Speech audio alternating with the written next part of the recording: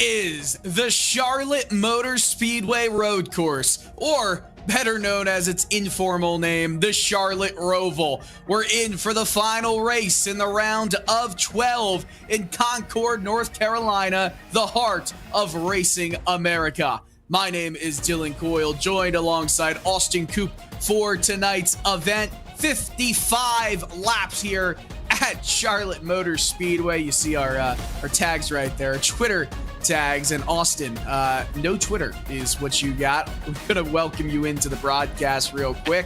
It's going to be a fun show. It's going to be a fun time here. Lots of points are really not up for grabs because there's only right now 18 drivers in this session.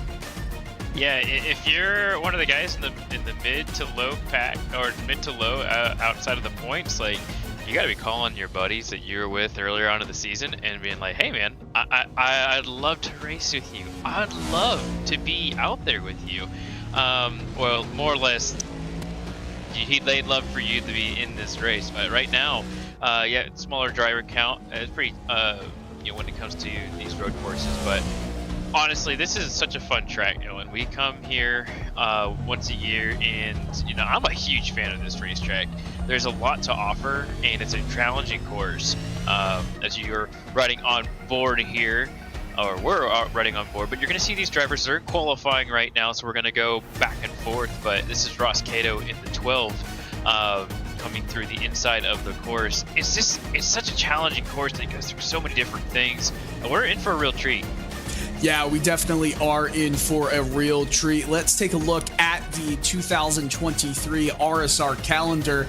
We are well into it right now. Just a few races left before we head to Phoenix for the championship race. It's the final race in the round of 12. And then from here, we go to Las Vegas, Homestead, Miami, Martinsville, and then, of course, that championship race in Phoenix. Follows the NASCAR Cup Series schedule pretty much to a T, but races are half of the length of normal Cup Series races in the real world. Still, though, these drivers are fighting for everything they've got, points on the line. And of course, as we take a little look at the playoff leaderboard, you see that yellow highlighted text, Charlotte. That's because it's the final race in the round of 12. A quick look at that situation. 1 point is the difference between Michael Johnson and Bradley Burke at the cut line. 8th for Michael Johnson, 9th for Bradley Burke. It's going to very well be between those two drivers and maybe a handful of others to see who gets the last few spots in this round of 8. The thing that a lot of them have going for them right now, with Tom Wetmore, the top driver that hasn't advanced yet, he's just at plus 11. The biggest thing is because there's so few drivers in the field tonight, only 18, there's not really going to be too many opportunities for drivers to make up points on them in front. You get a situation like Sean Casto, who is 20 points back in this fight for the round of 8. That pretty much is the death blow to him. He's got to win this race, and I don't think he was feeling so confident about it. Thomas George pretty much has to win this race, and Brandon Fetterplace, he's going to have to hope and pray that even if he doesn't win this race, he gets a good enough finish and everybody else struggles behind him. Other than that, I think it's a fight for 8th, 9th, and maybe any of the 3rd on down to 9th could be the odd one out. Yeah, 9th on up is where our attention definitely will be. And I mean, just look at that, like 1 point between the cut. That's as close as you're gonna get, and then unless you're tied, and then Davis, Harris, Cato. These guys just have to have good runs. That's pretty much it. They have good runs, and they don't do anything too drastic. They may not have it's one of those. You sharpen your knife, you go to work, and you come home, and as long as you didn't, break anything, you're good. That's pretty much what you're being asked of when you get to this place, and you're in this situation. But here's the thing: no caution's going to come and save you this time. You spin out on your own, no caution's going to come save you. You've got to come back on the track, fix it up, and hopefully you didn't destroy your car while you're at it. And these cars, I mean, it only takes a little bit in order for them to get sideways on this track, and it's really easy to get out of shape. So car management, track management, race management is going to be key, because no full course cautions on this one. Yeah, no full course cautions at all. It's going to go by very quickly here as we continue on with this elongated qualifying session. Usually it's just 5 minutes, 2 laps. This is 10 minutes, 2 laps, as is the case with all road course races in the Real Sim Racing Full Throttle Cup Series races that we've had this season. Still a lot of drivers yet to put in their fast times. Some, I'd say, are happier with what they've set so far than others. Cody Harris currently at the top of the board. He's run all of his laps that he could. And we watch with Landon Mills. He could be a spoiler. Has not raced the last couple. He could totally come into this one and win it, currently on a 24-second lap time as we come through the second part of the infield section here at the Roval, but he overcooks it entirely, goes into the grass. That's going to be his lap over. We'll see if he can reset it and get it going. Now Brandon Fetterplace, another driver who has to put in a good fight, maybe get the win today. He comes into the final chicane, turns 13 and 14, jumps over the final curb. Let's see his time. It's only good for the 14th, or I should say 11th spot on the time charts, and only 12 have qualified, so not really good enough there. Sean Casto just chilling on pit road right now until he gets it going. Still enough time potentially for another lap. Sam Nieto crossing the line. We'll see what his time is. 12th. He pushes Fetterplace down 1 spot. Well, he's 11th, I should say. You got to get out there and make the laps. I mean, right now, Casto's only going to get 1 shot at it, and you got to get 2. And like it's when you don't run road courses that often, you know, you usually will be like, well, I'll start my qualifying run at 3 minutes, and then I'll get 2 laps when they're 30-second laps. These are not 30-second laps. These are 1 minute plus laps, and you have to get to the start-finish line to begin the lap. So he's going to start this lap with under 2 minutes to go. He's going to get at least 1 shot at it. But right now, he's not even running the full lap, so he's going to come through the turns 10, 11, and 12, and I guess they call that 13. He's going to have to stop. That's not a big deal. You don't actually have to stop on the iRacing service at all. You just have to wait for the iRacing official counter to fall to 0. But I think he just poofed. He poofed on us, guys. Well, he decided to take a tow, and that means he is not happy with how his qualifying session has went. We see, oh no, Casto's right there actually, so he keeps it going. Everything is, I guess, fine for the time being. Sam Nieto crossed the line once again, and his second time was only marginally quicker than his first time, but he still sits back 11th of 12 drivers who have set a clean and valid qualifying time in this one. Still riding on board with Casto. He should have enough time easily to get another lap time in.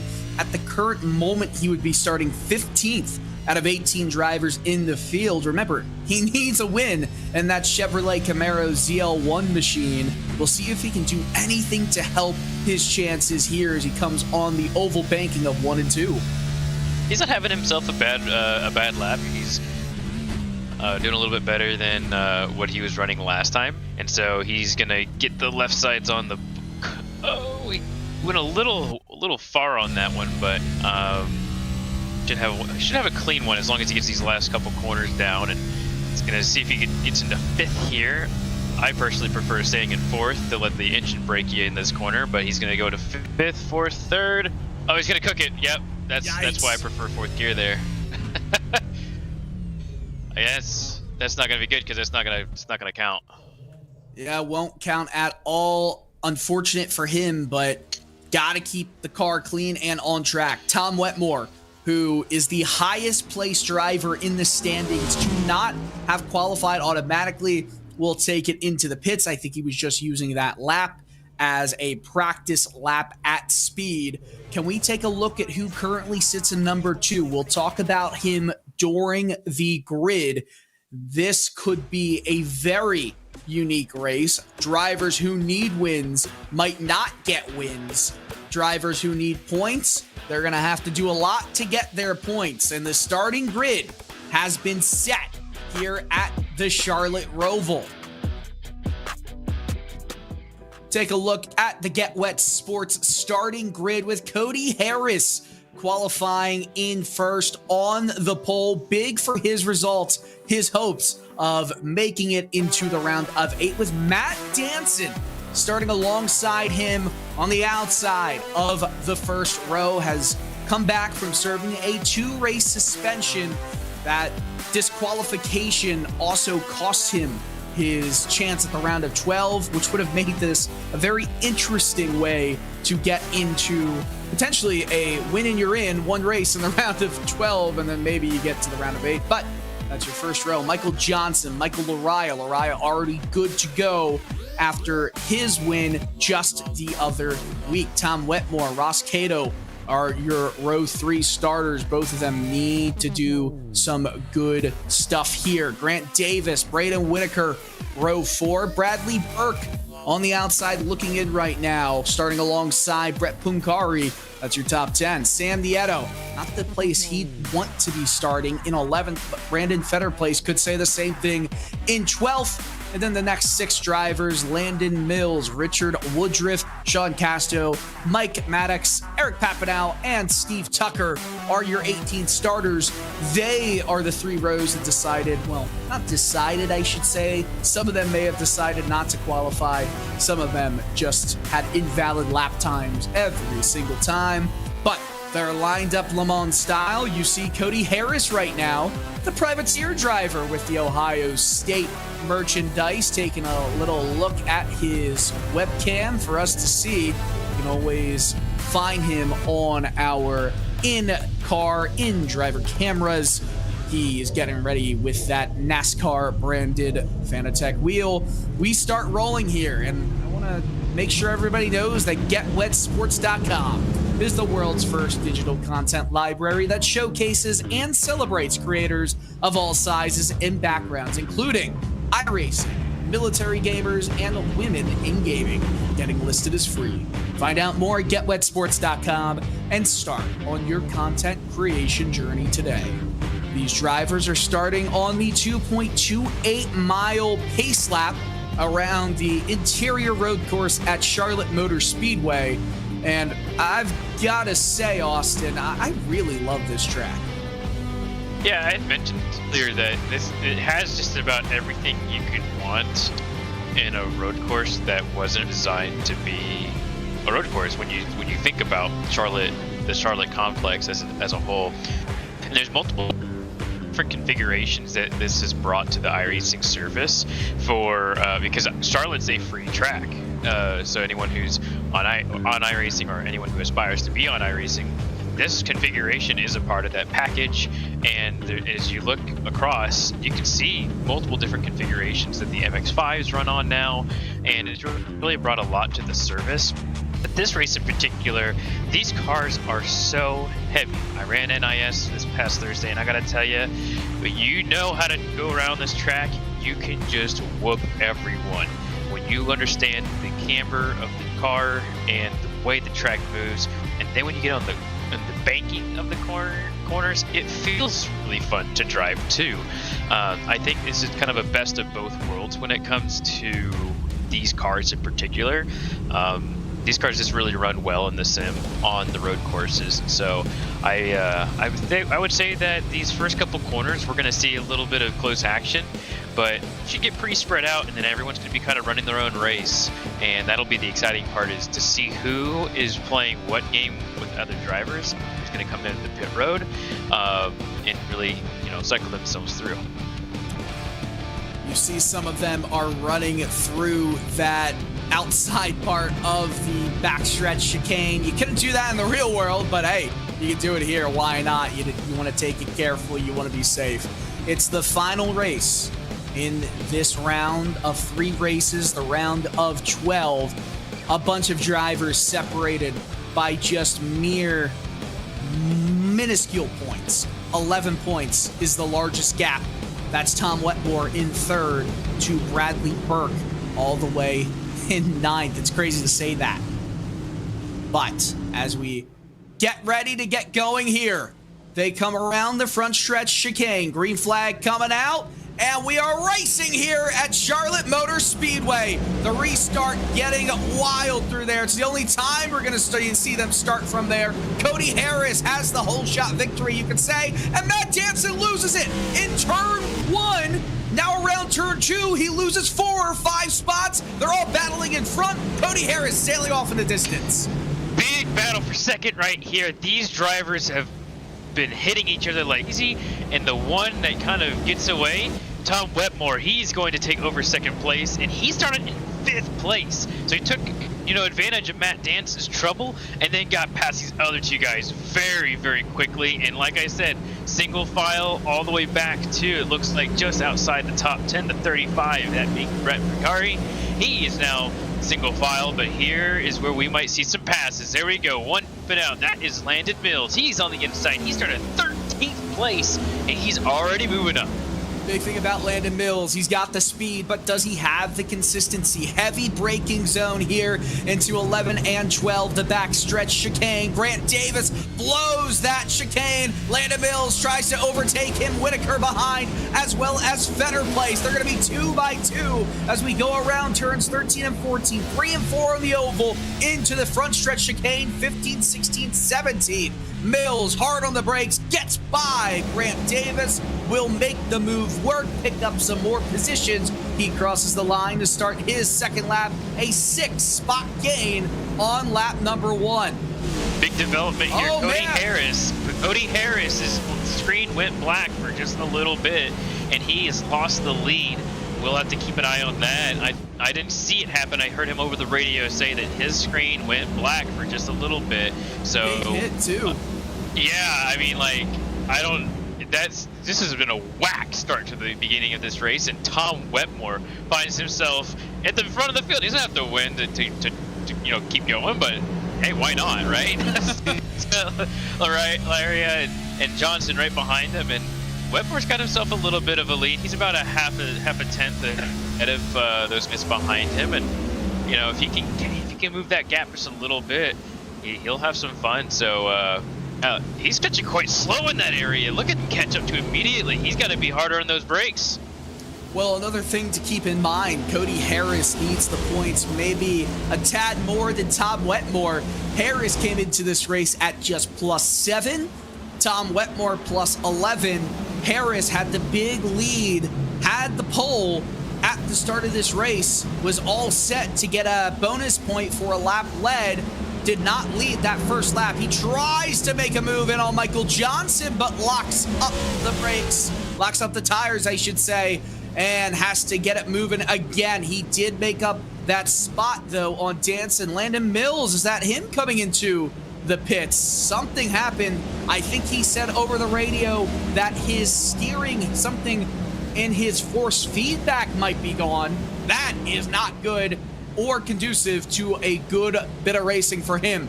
Cody Harris being challenged on the outside of turn 7 as they get into 8, but he holds the spot, getting back on the oval. Matt Danson trying a swap over. He's got to run.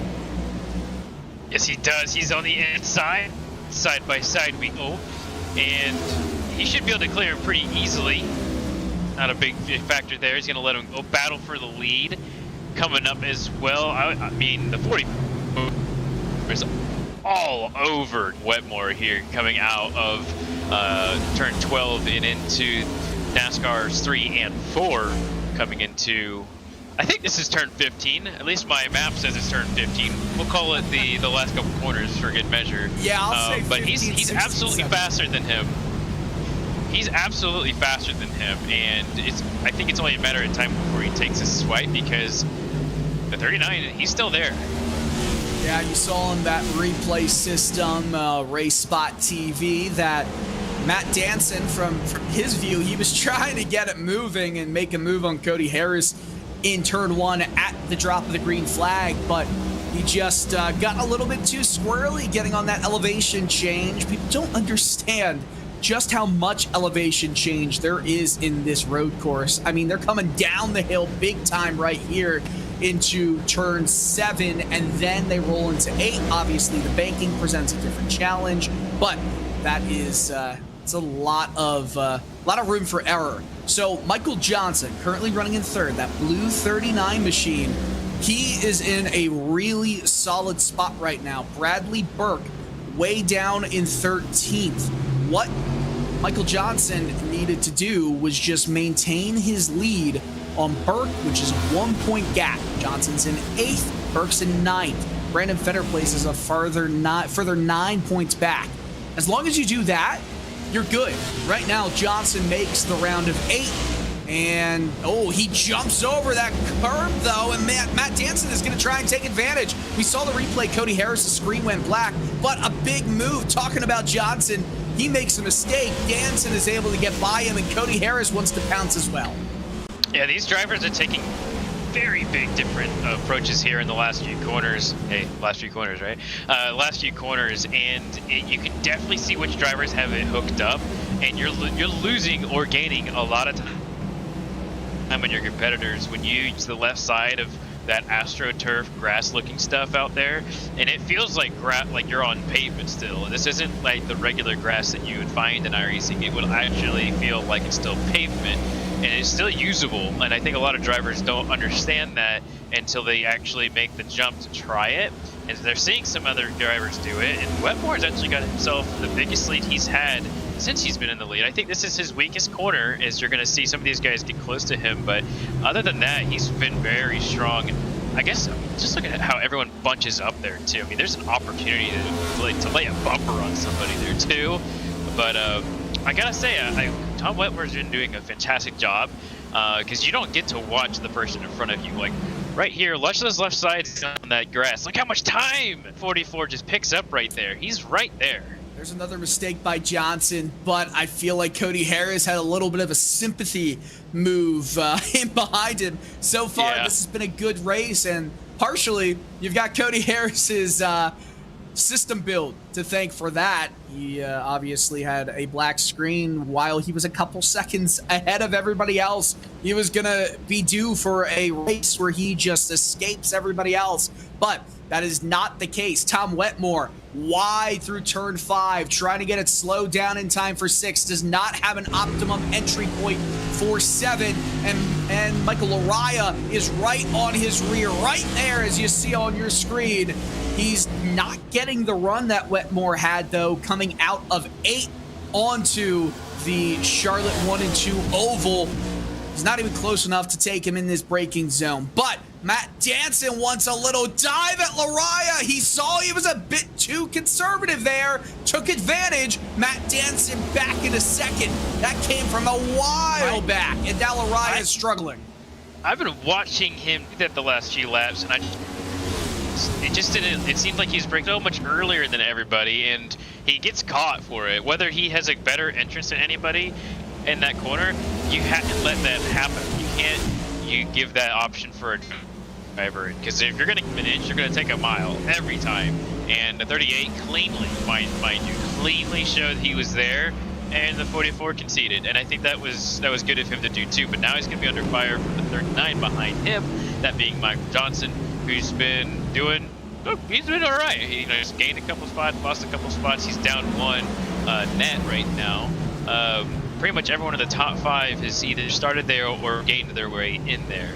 And so now, side by side for the lead, Wetmore's under the attack.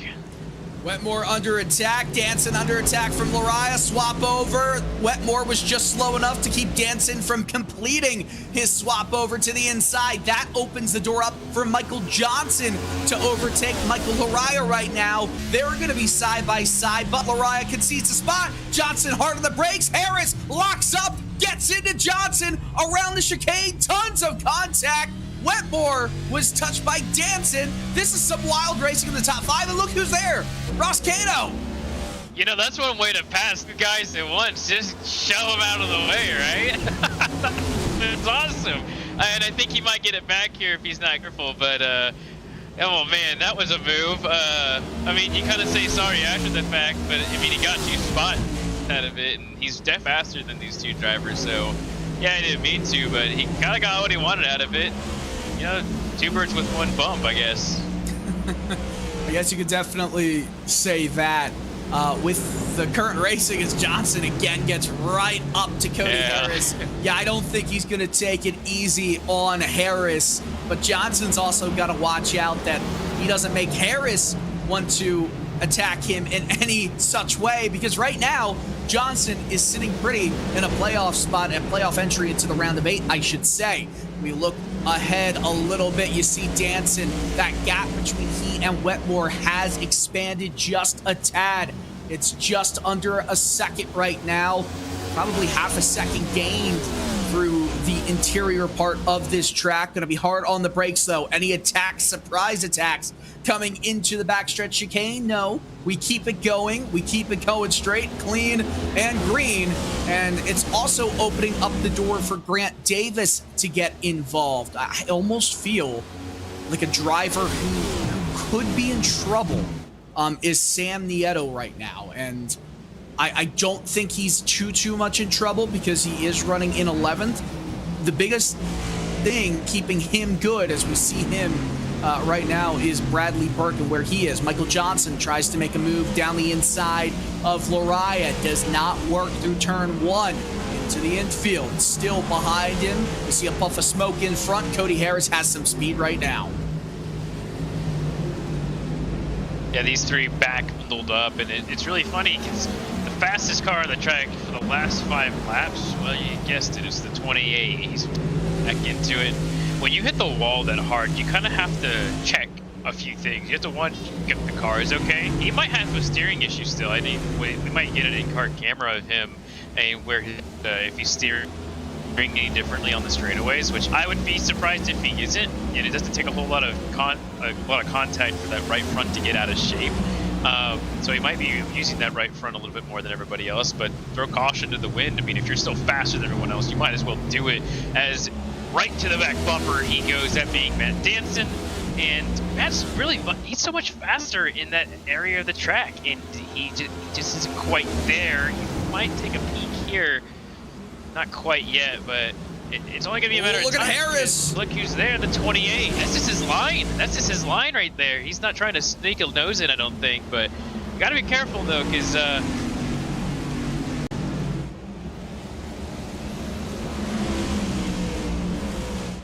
we go into the infield. This is lap 10 of 55. I think it's a good time to also talk about potential pit strategy. I think it's just you cut it in half kind of race. You're going to want tires being on the road course unless, like Watkins Glen, there wasn't much to it. Danson locks up the brakes. He took a peek down the inside in turn 6. He keeps it going, though, as we get back onto the outer track portion of this whole circuit. 2.28 miles here. Usually it's just a 1.5 mile oval. We still keep it going, though. Danson a little bit closer to Wetmore, coming down the back stretch, gets hard on the braking, takes a peek down the inside. Wetmore actually just entered a little bit late. This is a group of a ton of cars right now, all the way back to Grant Davis running in 7th place. All of them eyeing up this win. I think it's really anybody's game. Danson's been very quick. I think Tom Wetmore might be a little bit slow, but great on the defense, making that car as wide as possible. Danson and Harris synchronized, wiggling, coming out of the final corner. They keep it moving. Oh, this is good racing. Good stuff right now. But yeah. I think talking about pit strategy again, Austin, halfway is probably what you want to do. And I think 4 tires, full tank of fuel would be the preferred choice for all of these. If you're the leader, you want to go as late as possible because you're going to get the biggest advantage from the fresher tires later on. Everyone else really has the decision to make of when you go, and then as the leader, you pretty much go the next lap. It's kind of a cat and mouse at that point. And yeah, I would say lap 26, 27 is when we will start seeing the first leaders go, more than likely, because you like we talked about, they're gonna try and get that, but they also might come down a little early. earlier than that is they might think I'm being held up by this guy in front of me. I can't get by him without moving him, and I don't want to do that, despite how close they are out of these. They might not be like inclined to do that, but kind of like Rallycross when you come down to the Joker lap to get that little bit of advantage. They're getting really close, and this is getting good. This has already been good. These drivers are fighting tooth and nail. I think they're just equally fast. You know, I still think Wetmore's leading a little bit of a Trulli train right now. We think about Jarno Trulli. Of course, he was known for, you know, being incredible at defense, keeping a lot of fast cars in behind, but nonetheless, Danson is right there. Cody Harris. This is the struggle if you're in a position like Matt Danson. It's that whenever you get the lead or get a chance to maybe take a look at the lead, Cody Harris is right there. So he sees your attack. Harris attacks you. Suddenly your defenses are lowered. There's not much more that you can do. You end up just losing time in general, but Danson takes a big lunge down the inside. So does Harris. Some contact. Wetmore, is he going to lose 2 spots in one go? It's Danson to the lead. Wetmore down the outside. He might lose 3 spots, maybe even 4 coming to the chicane. Yeah, you can't leave that much space open. You've got to fight him side by side in that corner, and he's actually going to throw a block right there to try to, you know, stop the bleeding. You can't lose that much space, and he threw the inside move, and you just gotta run it too wide. You gotta make him work. You gotta make him work for it, and now he is gonna lose that spot. Yeah, that's 4 spots in the span of half a lap. That's a brutal way to lose the lead. And right now, Cody Harris and Matt Danson, now they're gonna try and go to battle, but Danson's got such a big lead because of all that action in that corner. We were tight together. And now we're not after that let move, and I gotta say, like, the racer in me, at least, would not give that up that easy. But at the same time, Tom has a lot to lose. If he gets wrecked out, you know, he can be on the cut line very quickly. So he's probably thinking big picture right there. Yeah, for sure. Something to keep in mind when we're talking about most laps led in this race. Wetmore led 12 laps right there, and he had a great defense for 12 laps, but I just have a feeling those are the only 12 laps he's going to lead at race pace. Danson is starting to gap the rest of the field, with Cody Harris trying to follow in tow, just a second behind as we head to the final corners of this lap 13. Johnson, Lariah fighting each other tooth and nail, but so is Cato trying to get around Tom Wetmore. Michael Johnson making a move down the inside of Lariah. These two Michaels, they've been going at it all race long. Johnson has overtaken Lariah for, I think, the first time in this race, and he might start to gap Lariah. I think now we could talk about tires potentially, you know, just going off. The rubber starting to wear off here. The track, it's slick, it's hot, it's 102 degrees Fahrenheit, which makes for rubber to stick to the track a little bit more ferociously, I guess you could say. It comes off the tire a bit more, it just melts, which might give you some really good pace in the beginning, but it melts off entirely and starts to be slippery and slidey all around as this race continues, which is part of the reason I suspect once we hit that 28 or so lap mark, these drivers will come down for a set of 4 tires, a full tank of Sunoco fuel, and get moving from there. Obviously, I'm not sitting in the car, so I don't know enough about this fall off. I guess we'll start to see some drivers are heading into the pits as we speak. Steve Tucker, Sean Casto, I wonder if that's race over or 2-stop strategy for them. So when you come down pit road, because we're only doing half distance, the strategy is not to take tires, actually. The fall off is there for sure, but to fuel your car to the end of the race and to lose that time taking the tires as well, you're going to gain about 7 or 8 seconds, and the times don't fall off. Yeah, the car might not feel that great, but it's actually just as fast. I mean, the last lap times from Matt Hansen was 1:20.206, and his fastest was 1:20.193, almost the same lap time. And we're 15 laps into this. These tires do wear, and the handling gets away from you for sure. You're going to see that as the race goes on, but it's 5 to 6 seconds that you're going to lose out on the track, and that's going to be a big difference. We'll see if some of these drivers do take tires. I would not recommend it. Ability for some of these drivers to think I'm having a little bit of an issue keeping up with people.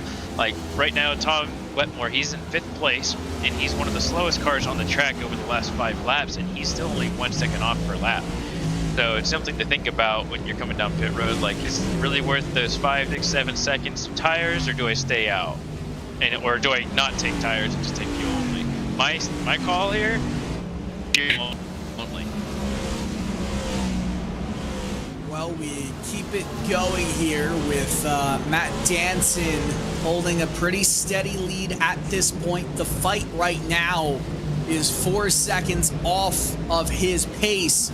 It's all for positions 3 through 7, with Davis in tow in 7th place. Ross Cato, we see him in 12th.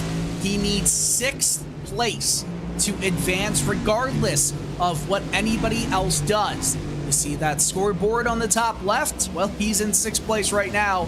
He would automatically be in. Tom Wetmore to advance needs 9th. That's good enough for him where he currently sits. Cody Harris needs 5th.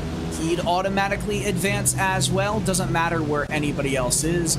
Grant Davis needs 4th to advance. No matter what anybody else does, he's sitting 7th, but it is looking good for him right now. Sam Nieto also would need 4th. He's in 10th. Still, I think, looking okay for him. Michael Johnson, 8th place. Oh, look at that. Ross Cato jumps over the curbs, loses a spot, has a slowdown. Michael Johnson only controls his destiny with a win. If 9th or 12th in the standings wins, then it becomes a little bit more difficult. However, I just don't see it. 9th through 12th. Bradley Burke, Brandon Fetterplace, Thomas George, Sean Casto. Well, if we talk about where they're running, Brandon Fetterplace has made up 4 positions. He's running in 8th. It's almost to the point where he needs a huge miracle to happen. He needs Burke to run worse than he is in 11th, and he needs Michael Johnson to wreck out of this race. I just don't see the positions to be gained. There's just too few cars on track. 18 registered. Right now, only 15 are running in the race. One didn't start. It was Mike Maddox. Steve Tucker, 2 laps down, but in the pits. Sean Casto just left the session. And Landon Mills is a lap down, but running, he had his issues. So 14 cars on the lead lap, 15 cars even on track. This is it's going to be rough to get into the round of 8. If you're Casto, obviously he's not even racing anymore, so he has effectively eliminated himself from contention. Thomas George, he's not even in this race, so he has definitely eliminated himself from contention in this one. Brandon Fetterplace and Bradley Burke currently on the outside looking in. Hey, why not make it easy for yourself? Just don't show up. Right? It makes the math really easy. Yeah. For someone who spent a lot of their day working on that and they don't show up, man. Right. You got to take the disrespect, man. Like, come on. I'll make sure it's known in the Discord chat that we've got for the league that disrespect is just not tolerated. No, not at all. Tell you what is really something to respect right now is that Cody Harris and Michael Laraya, they just posted their fastest laps of the race. They're not the fastest cars of the whole day. That goes to Landon Mills, who's in 15th place, but they have ran their fastest laps just recently. So, like I said earlier, the lap times are actually getting a little faster for some, but they're also knowing that they can't chew up their tires as much. I mean, some of these guys get in the 18s. regularly, but they're not. They're holding a little bit back, and now they're starting to unleash the beast of what they have. Well, and then they'll come down pit road. I'll tell you what beast. I'll tell you what beast is getting unleashed. Unleashed. It's Cody Harris right now. He has cut that lead. Look at that, down from where it was at over a second in length, a second between these two drivers, and he has cut it down considerably, right up to the rear bumper of Matt Danson. This is lap 19. Ever since Wetmore relinquished the lead at the end of lap 12, or I should say at the start of lap 13, it's been all Matt Danson. He's led every single lap. Other than that, Harris right there as well. He's been very heavy on the brakes in this race. I feel like the only driver who can match him in terms of aggression is Matt Danson. Here's a little tidbit, though, that might play into Danson's games that he might play on track. And I say games only because he's so smart on the road courses that he knows what to do. Cody Harris is right in behind him, though, with that skill and that knowledge. Danson's on probation right now, coming off that 2-race suspension. He doesn't want to get himself in a situation, accidental, incidental, doesn't matter, where he could potentially take someone out. Does that come into play at all? Does that help Cody Harris's potential triumph if he can get past Matt Danson? Does Danson go as aggressive on Harris as Harris has been on everybody else in the field? Yeah, and that only can go so far, but it's been okay so far as well. But I would have to say that right now Cody's in a good position, but he also has to think long, big picture as well.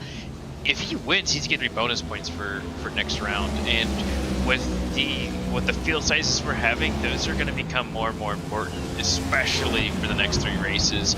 He's in a good spot if he finishes right here.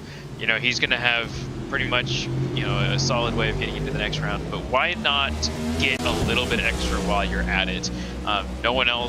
Hardly anyone else is going to have any other extra bonuses out there. So why not be one of the guys out there that has a bonus? But right now, this is a good spot for him to be in. He doesn't have to push the car too much. He's right on him. Wait for a mistake. Wait for a mistake from Matt Danson, and hold on tight to your car so you don't have a charge from behind you. The next driver's 3 seconds behind you. Just keep it up. You stay where you're at. These top 2 drivers are the class of the field right now, and it's the closest battle on track too. And we are appreciative that it's the closest battle on track right now. It's a lot more fun talking about a close battle for first and second than maybe one mired in the midfield. Harris wants to take a run at Danson. Danson has to defend. Always difficult when you've got a quick right, left, right. Doesn't matter. If you defend on one hand, you open yourself up for attack coming through the next set of corners. Harris has a little bit of a run here on Danson as we get to the backstretch here on the Charlotte Oval. Not close enough to make a move, but close enough to still pile on the pressure on the Australian driver of Danson. But Harris kind of hit the wall on his left side there. That cushioning, maybe it helped him. I mean, these next-gen Cup cars, they're really, really difficult to break as hard as he tries. It might be impossible. That small hit could affect him. Danson, squirrely, coming over across the line, leads that lap, but Harris will attack on the outside, doesn't have the run. He gets a little bit loose. He's still potentially through the right rear quarter panel, but no, he has to give up some space and save the attack for another set of quarters. Yeah, very vulnerable situation for him to be right there, but he chose a way of defending the inside. And if Cody Harris was still side by side with him into that corner, it would have been Cody's, but he was able to edge out just a little bit. We saw that yesterday in the Cup Series. If you're on the right side of those first parts of the field, you've really got it made. And so, kind of didn't quite get that. That was the mistake that I was talking about earlier, that he had to wait. It happened. He wasn't able to quite make anything happen, but you still have half a race left. And if you think you're that much better than the guy, just play with your food a little bit before you eat it, right? I mean, like, he's right there, and I think, shoot, I mean, he could get him this next corner if he gets a good run out of the infield course. Yeah, he could potentially make a run down here into the final couple corners of this circuit. Heavy on the brakes, a little bit heavier than Danson. Danson and Harris both take exactly the same line coming across the turtles right there and heading into one. It's still Danson who holds the lead, but pretty much shadow driving right now is Harris on Matt Danson. I don't know how much longer that Harris is going to be comfortable having Danson in the lead. Harris wants some more points. He wants his bonus point. Remember, he still has not led a single lap because he was going to, but his screen went black. He had a hard hit into the outside wall, but it wasn't hard enough. It was at low enough speeds to not damage the car at all. He's keeping it going. That could be the wildest version of spin and win that we see if he's able to pull it off. A few more laps from that halfway point. He's a little bit closer once again to Danson. I just don't think he's close enough unless Danson starts braking really early. And yeah, we just don't see a lunge there from Harris, but Harris gets a worse exit than I thought he was. I think he thought he was closer to the wall on the exit of the bus stop than he actually was. It cost him some time as well.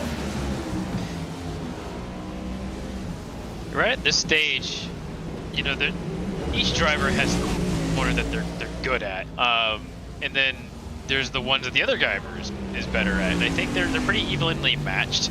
But we also have to consider the fact that they're no longer the fastest drivers on the track. The 44 is posting the faster laps, and I just gotta say, just keep him in. He was 3 seconds behind not that long ago. He's the fastest car on track, so something to keep in mind. We are next lap going to be in that window for stops, and so they could happen at any point. That's 25 laps, a 55. Not quite half, but the window is open. If you want to come in early and get that, get fresh rubber, I don't recommend it, but if you want to let those tires cool down just a little bit and reset a little early, maybe now's the time to do it. But if I'm these first two guys, I'm gonna run it until it's empty or until it's halfway. Yeah, I think when you decide to come into the pits is wholly dependent on if you plan to take tires, whether it's 4 tires or just 2 right side tires, 2 left side tires, even if you feel like that's what you need. I wouldn't understand that at this road course, but hey, stranger things have happened. We see them pass a car going into the pits right there. That is the 27 of Richard Woodruff, still dancing in the lead. If you want tires, and you plan to get tires on your pit stop, you come in at the midway point. If you want to just take fuel whenever you come into the pits in this race, you take it at the last possible second, the last possible chance to get into the pits while not running out, because then you've got a quicker, a faster pit stop. You don't have to fill it up as much. That could save you precious, not even just tenths of a second, but seconds on pit road if that's what you want to do. I just don't know if they feel like, if some of the faster drivers feel like that decision to come into the pits and get tires versus not getting tires. I don't know if they want to get tires. I will say one thing. Michael Araya is starting to reel in Harris and Danson. Yeah, and those top 2 drivers have just that when they're starting to put on the wig well. It's one of those funny things where when you start to realize that you're no longer the fastest cars on the track, maybe you've been playing a little cat and mouse. Now Michael Johnson's one of the faster cars on the track too. These top 2 are not the fastest, despite being at the lead. So really fascinating thing. But each lap, Cody Harris just ran one of his fastest laps to this lap is yet a little slower, but he's going to lock up that left front. He can't do that too much. He can't do that too much more. Yeah, I would say I agree with you. If we're taking a look at these lap times, there's almost no reason to have to come into the pits for tires at all. I mean, then the question becomes, is there any fall off point where it just starts declining the speed of these cars with old tires on? does that happen rapidly? We see some drivers still heading into the pits. Who you're currently seeing is Brett Pugari, who started on the outside of the 5th row in 10th spot. He was running just around that portion when he decided to come into the pits. Matt Danson still with the lead of this race. What a statement that would be for him to come back, get reset, reevaluated. I was personally hoping for, I guess you could say, drama for excitement reasons, that, you know, his disqualification from the race at Bristol wouldn't have necessarily knocked him out of the round of 12. The lost points did hurt him, obviously, and it was that kept him from going into the round of 12 and kept him eliminated at that round of 16 point. Selfishly, I was hoping that we'd be able to see him go through, miss these 2 races, and then come to the Charlotte Roval with a win and you're in. If not, you're done kind of situation. But you can never take the excitement or marketing reasons as a reason to hand or not hand out discipline. That's just not how it should work. Woulda, coulda, shoulda. Could have bent the rules, but we didn't. And that's a good for the thing. better. That's always for a good thing. It is for a good thing. Harris tagged the wall, by the way, a little bit right there. He has fallen off Danson. Lariah has fallen back, as well as Johnson. Everyone's starting to get a little bit more spaced out right now. The closest battle besides Danson and Harris on track is the battle between Ross Cato and Tom Wetmore, currently going on for position number 6. Ross Cato started in 6th, which is, remember, exactly what he needed to advance into the next round no matter what. Wetmore a little bit late on the brakes into the bus stop chicane. He's going to lose some more time to Cato, who's been doing a really solid job in this race of staying clean with that Ford Mustang number 12. It's been solid for him as he cuts through the chicane for the completion of his lap 27. It's 20 seconds off the lead. Ross and I raced on Thursday night, and he beat me by a few positions. So me and him ride a lot on Thursday nights. Something about Ross that not a lot of people know is he's one of the long-time drivers of this series. He's been around for over 240 starts. He's number 4 on the all-time start list. And one of those guys that has been around for a long time. A lot of respect for this driver, and not just with RSR, as I've run with him in RSR, but just overall being a race with him. And he's one of the only people that gets my little driver thumbs up around him, because I know he's a clean driver and he's a good one. So he's actually gapped Wetmore by quite a bit just since we've been talking about him. So maybe we should keep talking about him a little bit. So that's no longer the closest tunnel on track. But when Ross comes in these road courses, he's very consistent. He may not be the fastest driver out there, but he won't make mistakes like me. So fair. He's been doing a great job, and all he's got to do is, you know, keep it where he's at, come down pit road. This is kind of where it's going to be. I would expect any time for some of these guys to come down. We're at 29 laps on these guys.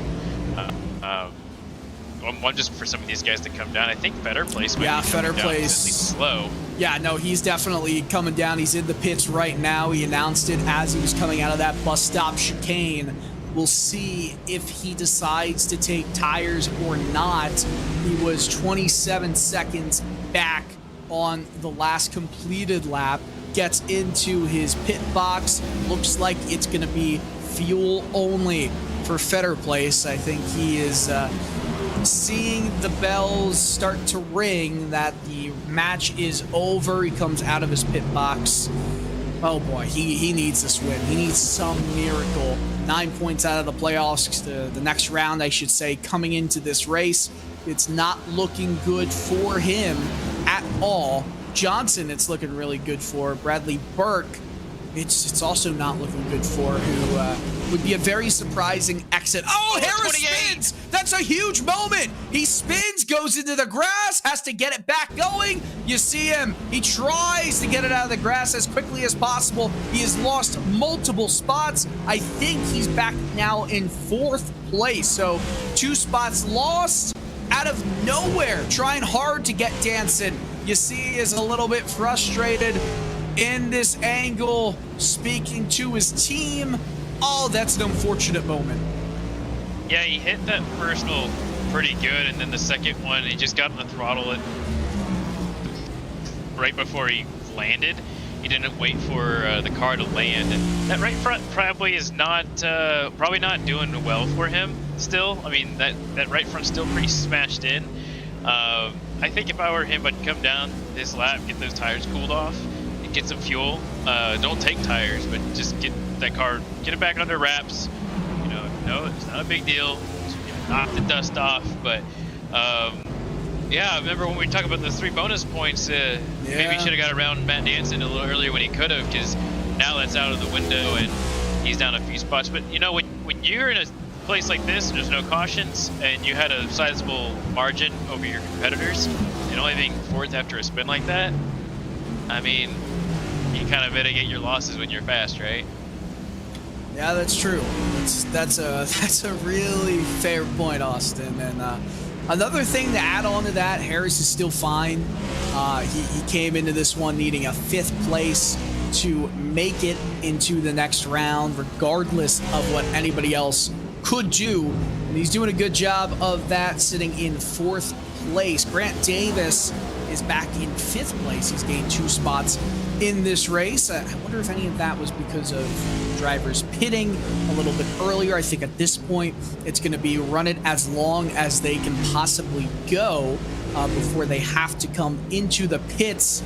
We see Johnson right behind him as Harris. Harris just smacked the wall. I mean, he's overdriving the thing right now, and that's going to hurt him. But just stay calm. You're all good. Another thing to keep in mind is that the points reset into the round of 8. Playoff points, which obviously you don't really have a chance of getting playoff points in this series because there's no stages. There's no stage wins. You get 1 playoff point in NASCAR series. Well, you do get 3 playoff points heading into the round of 16 for all your regular season victories. But then every other round, so the round of 12, the round of 8, your playoff points are only from the previous round. So, it's kind of a weird reset. It's definitely adds a unique challenge for these drivers because it truly does get reset to, at most, if you sweep around, you're only going to be 9 points ahead, 9 positions ahead of the rest of the field going into the next round if you make it. But that's kind of the situation. Tom Wetmore in the pits right now, the Roadhouse East Sports driver, and that Chevy Camaro ZL1 will get into his pit box again. No tires, so I think that's we can all confidently say, yeah, no one's stopping for tires in this race. Just the tire model, I think, doesn't really bode well for right now road course racing in terms of having to change tires. They feel like these next-gen cars handle pretty well on the same sets of tires, and I wouldn't be shocked if that's the actual, that is kind of the case sometimes. We saw track position be a huge factor in the Bank of America Roval 400 that just happened yesterday in the Cup Series race. Austin, who won that race? I believe it was a man named EJ Allmendinger. Ah, yes, that's a solid memory. Part of colleague racing. Yeah. Yes. Sounds like a fun time. Oh to yeah. To be a winner. Yeah. Oh, trust me. As one of the public relation reps for colleague racing, it was one of the best days of my life. That was unbelievable. I came to the track. I usually do Xfinity days, and I didn't have to come to the Cup race, but I wanted to. It's a half hour away from where I live, so came to the Roval a little bit before green flag time, let everybody know if they needed help. I was there on the communication side. Well, little do I know that my day changed very quickly because we had one of our tire changers and the pit crew coach and Chris Rice come up to me and say, hey, can you catch tires for us? Our pit box was at the opening, one of the openings, just around the start finish line. And, when the right front changer had to roll the tire, for some reason we didn't have anyone, or just because of how the pit box was located. So they're like, you feel comfortable enough to do it? I'm like, sure, yeah, I can do it. I had a NASCAR official standing right there. I had to make sure that the tire was controlled. I had to make sure I didn't cross the white line, because if I did, as we see Landon Mills trying to make a move, Mills a lap down, but this is for position with Eric Papanow. He makes the move easily for 13th. But as I was saying, if I did go over that white line, then we got a too many men over the wall penalty. So I could have absolutely destroyed that race for the 16 team and AJ Allmendinger, but I didn't. We won the race, and I definitely kept the mechanics gloves that I use. So I'm 1 for 1 on pit crews, and I'm not available. You're for undefeated, undefeated. 100%. No one else can take that away from you until This is you true. do it again. Until I do then you it take again. it away. You take it away from yourself. See, and then there's pride away. There's pride with that too. I took it away from myself. Could you imagine? Could you imagine if I stepped over the white line on the last pit stop? Could you imagine? We would never let you live it down. I don't think not just live it down. I don't think I'd live after that at all. I think I would have no job. I mean, that would have taken away a chance at what eventually happened. AJ Allmendinger getting the win for Colleague Racing, his 3rd ever Cup Series win, our 2nd as a team, and 1st as a full-timer, as Ross Cato will make a dive down the inside of the 37 machine. Eric Papanow a lap down. But yeah, that was an incredible day, one I'll always remember. First Cup win as a employee of a team, and not only that, but I guess you could say I kind of was a part of the pit crew. I'll make sure to say that all the time. Yeah, I won, but this is what I was doing. So to kind of get everyone up.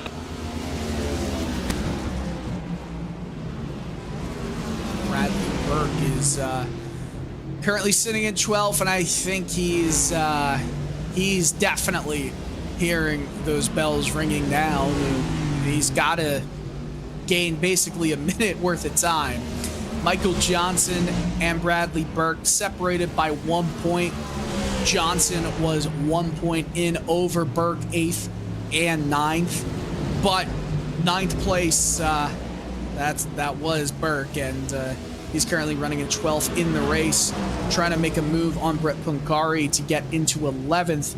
Michael Johnson running 4th. I mean, the only way, actually, now he is running in 5th. Hit strategies and pit cycles working their magic a little bit. Yeah, I think it's a shame that, Burke might not be able to get into the round of 8. He tries to make a move on Brett Punkari down here. No, he just stays on that rear bumper and unfortunately takes the first part of that bus stop incorrectly. He'll keep it moving on lap 36 of 55. Michael Araya is almost a full lap in front of these two runners. Is currently he holds the lead. I think that's because he hasn't stopped yet, and that would be the case. Yeah, he's gonna let go out a little bit. Actually, he's gonna come on pit road right now, and he is coming in very hot. He brings it down to 40 miles an hour, and no pit limiter, even though it's on a road course, so he'll bring it down, and he'll relinquish that lead to Cody Harris, who actually is actually going to follow him. So it'll go to Grant Davis. Now he's coming in. So I think this is the bell has tolled on everyone coming down pit road. 35 was the magic number, it seems. And I would say that Matt Danson is going to reclaim the lead if all stays the way it is. it does appear that is going to be the case. So, yeah, he's going to pass them all. And wow, he's going to have a massive lead over everybody. He had a great pit entrance and a great exit. 37 seconds was his total pit road time. But you've got to think, I'm going to look at these other ones when I get them next lap, but he had a great pit entrance and exit right there. Yeah, but Michael Araya, you know, coming out of that pit cycle, he is in second place, over 4 seconds behind. That's not impossible to make up. Mariah's already, you know, advanced his way into the round of 8 by virtue of winning a race in this round. Cody Harris has made his way past Michael Johnson, so Harris is going to try and start his trek back, well, at least as close as he can back up to the front. Danson exiting the bus stop chicane. Lariah now exiting it as well. Cody Harris, the same thing. So they're all running relatively close. If you want to say 4 seconds apart is close, but in terms of on-track battles, well, it's some of the closest we've got. Brett Pancari, though, and Bradley Burke about to go side by side. This is for position number 9 through turns 1 and 2 on the oval. You see in your picture-in-picture the top of your RaceSpotTV screen. Burke has got that inside position, locks it up though, so does Pancari. I think that was just a battle of who could mess up the least, and Bradley Burke seems to have won that battle. Pancari just did not have the run that he needed and to mount the defense with Burke's inside attack. Yeah, you can't beat yourself in those situations. You gotta come into the corner and, you know, make sure you get on the brakes as hard as you can without messing it up, locking it up. But easier said than done, especially when you go too wide in that corner. When you haven't done it all day and you're in an area that has had no rubber on it, that can happen even when you're on the outs or on the inside. So these guys still going at it a little bit. It's far from over, but I would say that the 95, he's got some faster times lately, so we'll kind of keep an eye on this battle as it keeps going. But looking at all the pit times, fastest pit road total time was Grant Davis. He beat everyone by 3 seconds coming on and off. I would normally think, hey, you might have made a mistake and sped down the road, but I don't think my monitor lies. So that's 3 seconds, and it shows he's in 5th place right now, and he's closer than he's ever been. But the problem is he's 23 seconds back from the leader, 13 seconds back from Michael Johnson. So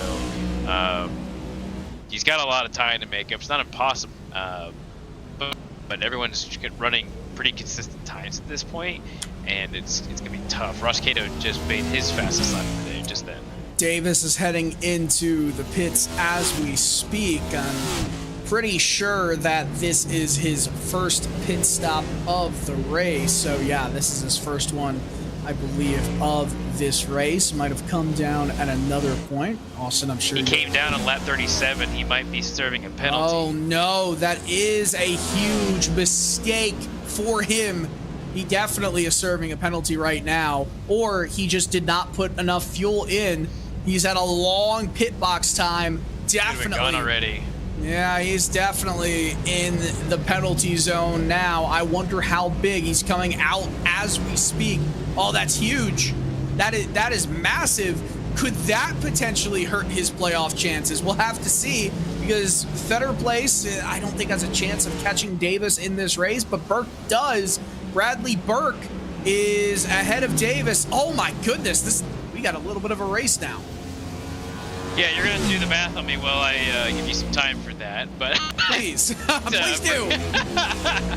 Braden Whitaker is now behind him, hunting him down. Braden Whitaker being one of those drivers that's also been a long time runner. I'm just gonna go through stats. How about that? I just go through the stats of the drivers I know and I've raced with in this series. How about that? No. Cool. But something that he's got to be cognizant of is that Matt Danson is now actually behind him, but not that far. Not that he's in trouble of getting lapped that quick, but he's probably going to fall down to 10th place here, so get your calculator on that one. 10th place is where he's likely going to fall.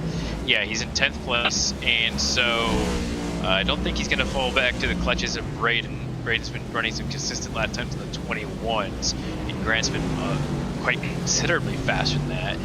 But he's got 26 seconds between him and the next driver. That is a lot of time to make up. So once you get your calculator out of your rear and you figure out what the difference is, you can let us know what the game plan is on what he's got to do to win it, or whether he's still okay in 10th. There. We're still working on it. Hey, it's tough. It's tough to math, and I'm not doing that, so you can. Yeah, I got Although I probably should. I got a spreadsheet already being worked on. I'm legitimately working on a spreadsheet right now. Oh, someone just blew that bus stop chicane. It's Brett Bunkari. Hey. Can help Davis. Hey, that could be. We also got a battle for position. Papineau is getting passed. Looks like by Landon Mills. He's been he actually is the fastest driver on track right now. Kind of a shame. He's been consistently one of the fastest drivers out there, but not certain what happened at the very beginning of this race. Pretty sure it's just his wheel was malfunctioning on him and wasn't giving him any feedback. So lost a lap trying to fix it. You know, a mechanical issue, you know? Yeah, and you know, that happened in all forms of racing where, hey, maybe, you know, you just don't have your steering wheel in your car, or maybe you've got, you know, these ballasts that fall out of your car, you know, Denny Hamlin. But there could be anything, even on, you know, at home. You know, we've got the same amount of problems that you could have with a real race car in your computer that you may not expect to happen, and then you fire it up, and you've never had an issue, and then all of a sudden that one time you needed to run a really important race like tonight, and it just doesn't work like you thought it should. So right now we're at a pretty spread out spot. I'm gonna go through the running order right now. Matt Danson in first, Michael Laria is gonna be in second, 5.5 seconds back from the leader. Cody Harris 2.2 back. Michael Johnson and Ross Cato, he's in fifth. What happened to okay, that's right, that was the way it was earlier, because Grant Davis had to come back down, still in 10th. Wetmore, Fetter Place, Bradley Burke, Greg Bunkari, Grant Davis, that's top 10. Braden Whitaker, he is now one lap down, he's your first one. Sam Nieto, Landon Mills, Eric Papineau, Richard Woodruff, and Steve Tucker. Those are the drivers that are still out there. Steve Tucker's been in the pit road for 34 minutes and 8 seconds now. I don't think he's going back out there.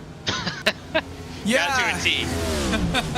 Yeah, there's no way. So we only have 15 drivers on track right now, and some of them are starting to get lapped. I think by the time this race is over, a few drivers in the top 10 might be a lap down, but Matt Danson continues to stretch that lead, and again, similar to what we were thinking about with Landon Mills, I think it's a situation, Austin, of what if Danson came in here in the round of 12 but needing a win, unfortunately, because of the disqualification and his actions at Bristol. We won't get to see it, but a great redemption drive, I'd say, nonetheless. I think one he needed, not just to show people, hey, I'm back and I'm still going to dominate. He's had some wins close, just couldn't close them.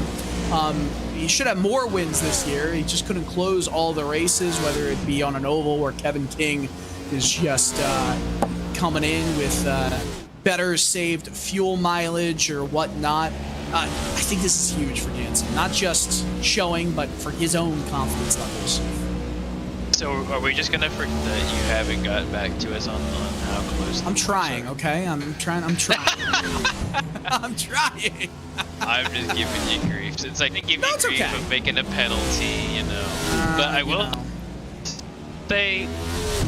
will say, Matt, it's a big statement. You know, there's a lot of grief that happened if he gets that, and it's no fault, but anyone but his own. But oh wait, didn't you know that these races are scripted? Come on now. always scripted. The NFL and NASCAR is scripted. But Danson, you know, is in a good spot right now to get this. It'd be great. I mean, just his performance overall.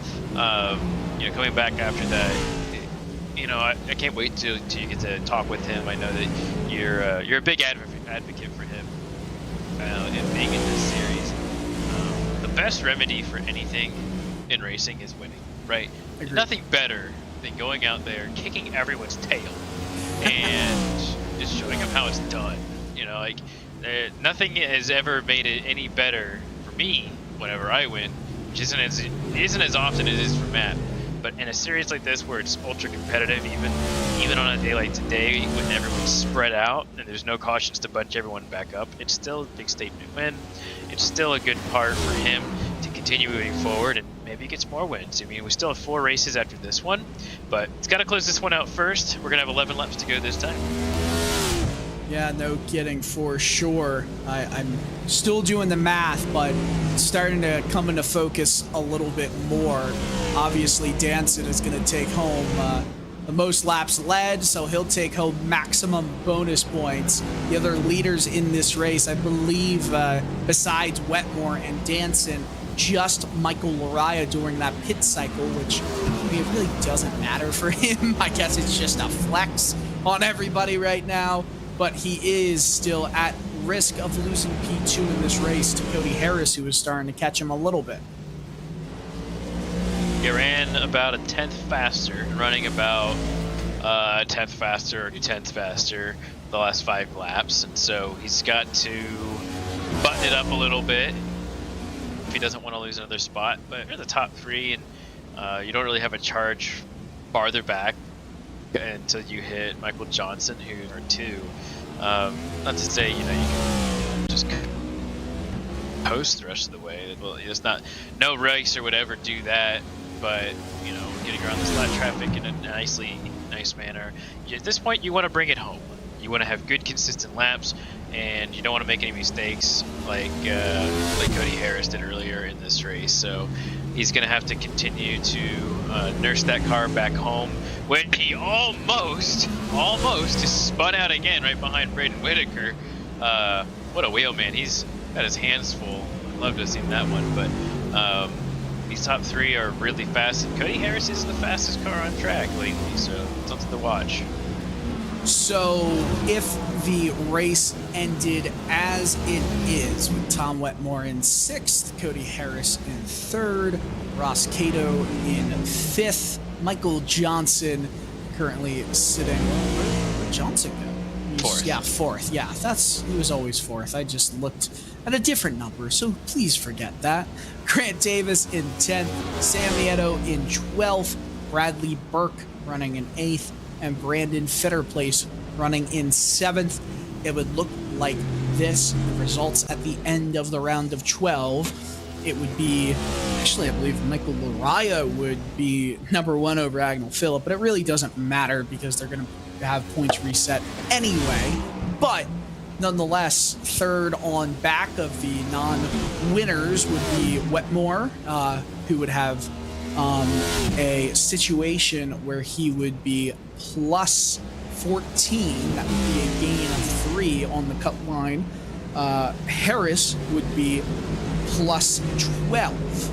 And then Cato would be plus 11.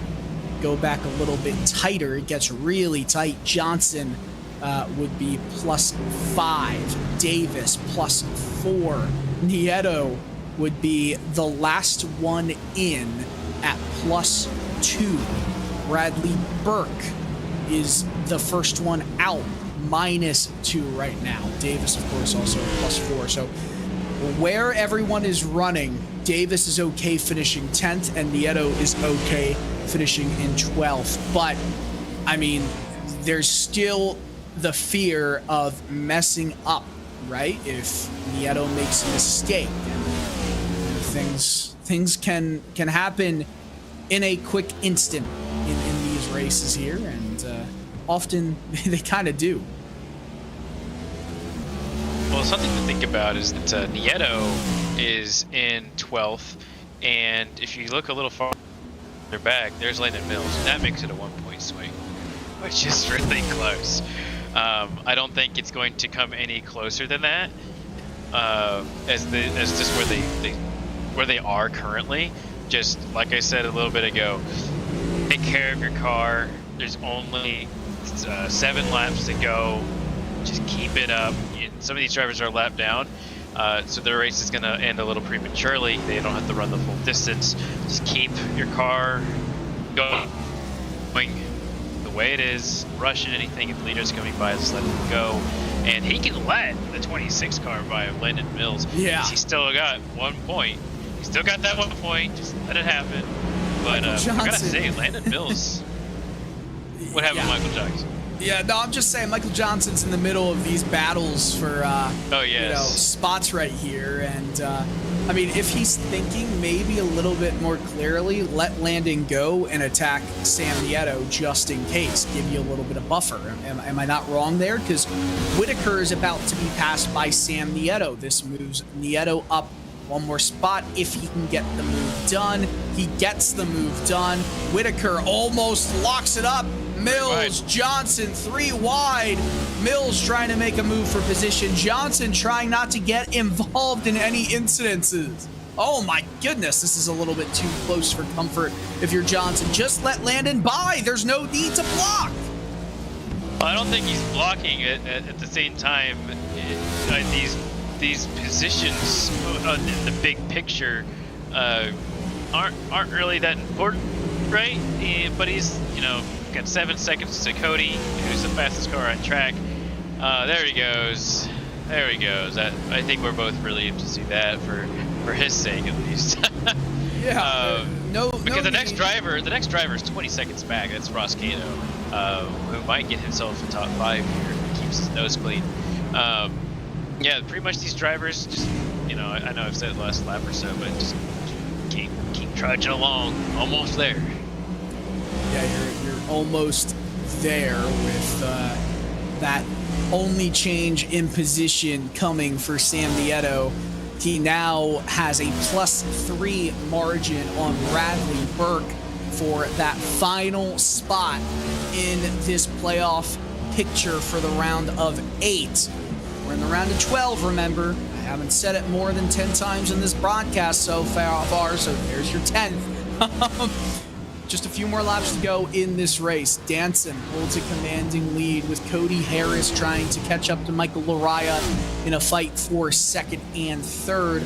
Michael Johnson in the middle of this. He's just trying to keep it out of trouble, keep the nose clean. He currently sits +5 on Bradley Burke at the cut line. Huge for his hopes of winning a title, winning a championship. Is there still a twist to the tail? Right now, Tom Wetmore is just inches in front of Brandon Fetterplace. Fetterplace has too big of a gap, though, between he and the rest of the playoff field for it to really matter in the grand scheme of things. It's the closest battle on track right now. They crossed the start-finish line. They're still in the lead lap. Lap 50, a little bit of a slide from Fetterplace. If he gets this position, he'll still be a good amount of points out of the playoffs. At least moving into the round of 8 of the playoffs. Currently, -10 to Sam Nieto, who holds that last spot. -9 would be the exact same gap that he came into this race with.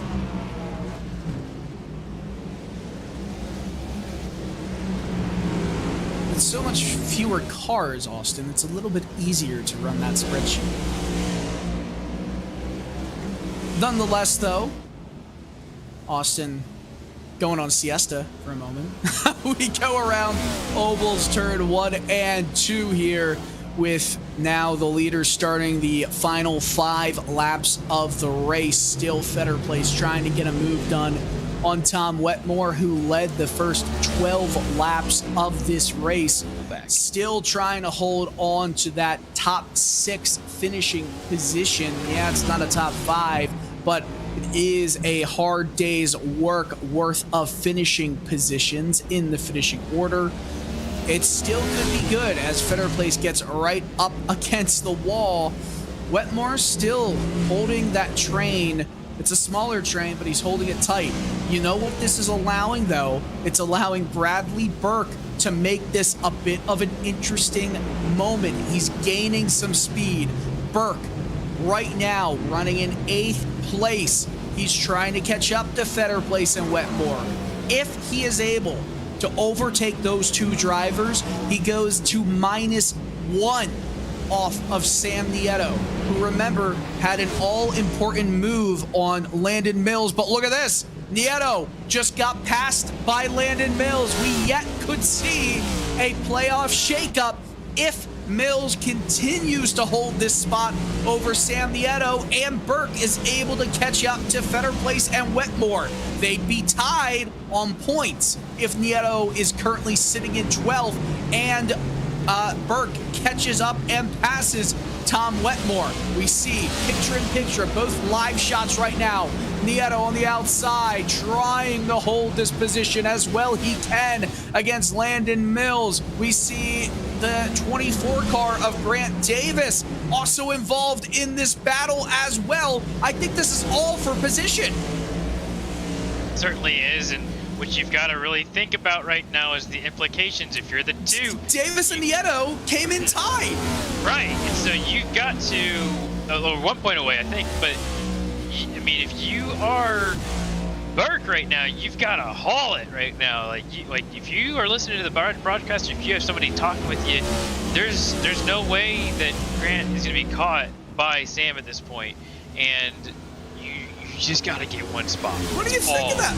You don't think Sam is right there, though? Sam is just a few car lengths behind Grant Davis. He could make a move on him. Landon Mills has just done that to Grant, so we're going to keep updating it with just a few laps to go here. Danson also lost 2 seconds that last lap on the lead, still holds a commanding 4.7 seconds and potentially coming down, going up. Gap to Michael Lariah. There still is a twist in this tail. Wow. It comes down to the end where who's got the tires left. You know, I know we've talked about tire wear not being as important than at some other tracks, but it's still important because this is where you want your tires to work at their most, at their best, but they're obviously not going to. Have you conserved enough to make it last?